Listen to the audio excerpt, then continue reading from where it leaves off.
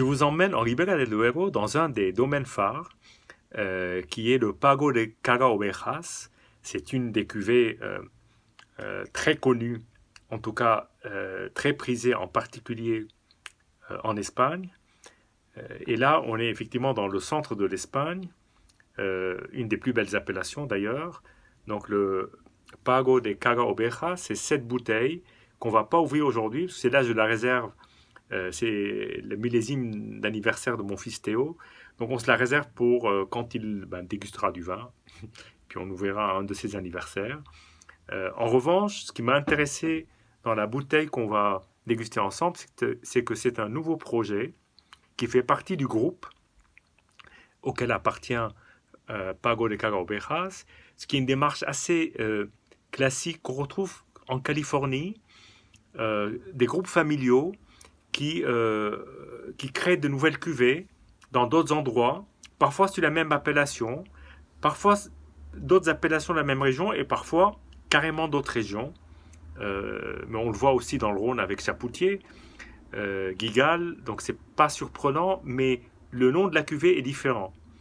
Et là, en l'occurrence, il s'agit de la cuvée qui s'appelle 1076, donc Tinto, c'est-à-dire un vin rouge, 2018, premier millésime de cette cuvée, qui est réalisé par l'équipe de Caga-Ovejas, donc le groupe qui s'appelle Alma Caga-Ovejas. Donc ce sont les mêmes œnologues. Alors pourquoi 1076, c'est-à-dire 1076? Ça correspond à l'altitude des vignes.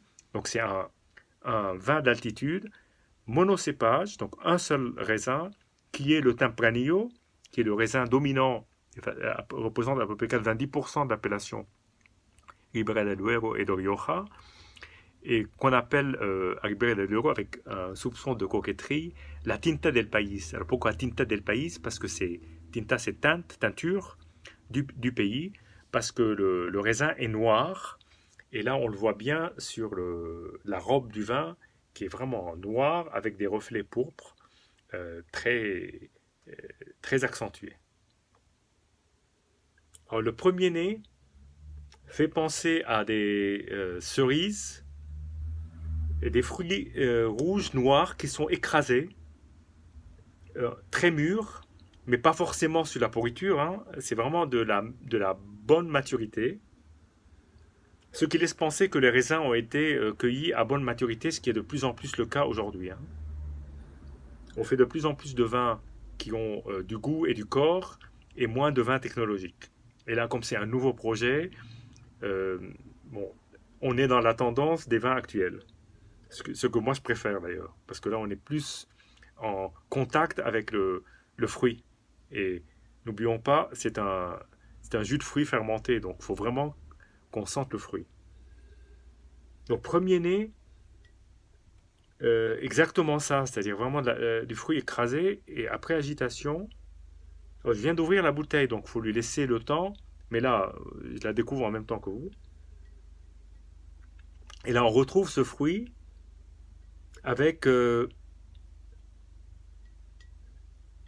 côté très légèrement mentholé, épicé et puis végétal, mais le beau végétal, pas le végétal poivron cuit, plutôt sur l'aubergine. Ah, j'adore l'aubergine.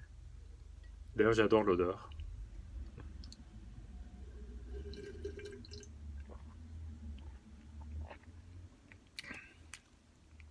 Premier contact avec ce vin, et je dois dire que le contact est superbe.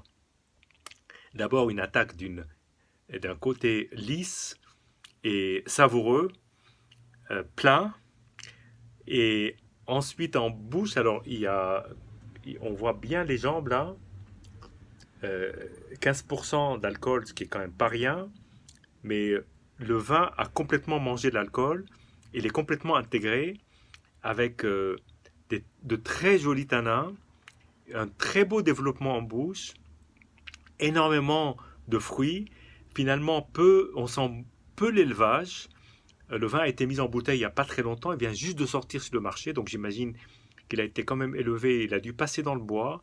bois cuvinox, cuvinox au départ pour la fermentation, ensuite le bois, et un bois léger, parce qu'on le sent, sans qu'il soit trop omniprésent, et puis surtout des tanins qui sont doux, très doux. Et une belle finale, très équilibrée, aucune amertume, aucune chaleur, vraiment le vin tel qu'on l'aime bien, et, et d'une fraîcheur.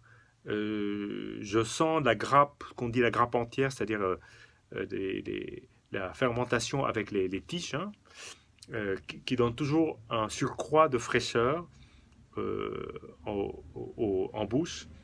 Et là, on le sent bien. Franchement, superbe. On a envie de les encourager à continuer pour une première cuvée. Chapeau. À bientôt.